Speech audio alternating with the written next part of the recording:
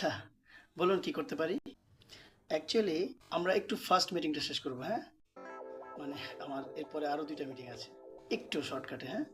We, Bangladesh Cricket Board, would like to invite your brand to partner with us as a sponsor for the next tournament.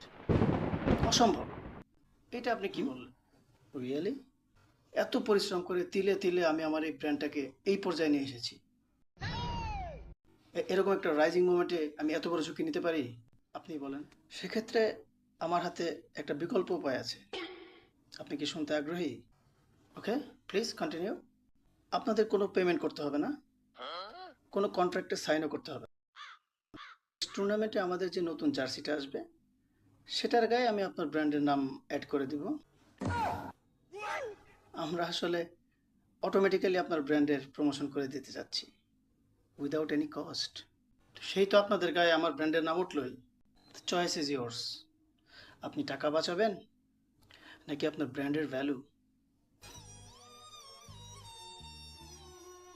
Negotiate করতে পারবেন না কিন্তু। আমরা প্রস্তাবপত্রে যা লিখে দিয়েছি সেটাই দিতে হবে, হ্যাঁ? তাছাড়া রাজারা কিন্তু দামাদামি করে না। হুম? দেশে এত ব্র্যান্ড থাকতে আমি কেন? অন্য কোম্পানিরা তো ওদের অফিসে ঢুকতেই দিচ্ছিল না। আচ্ছা, বাইরে গিয়ে অপেক্ষা করেন। আমাদের অ্যাকাউন্টসের একজন অফিসার আপনাকে যে চেকটা দিয়ে আসবে। Thank you very much for your cooperation. শর্ত একটাই, আপনাদের জার্সিতে যেন কোনো ক্রমেই আমাদের কোম্পানির নাম থাকবে না। নিশ্চিন্তে থাকুন।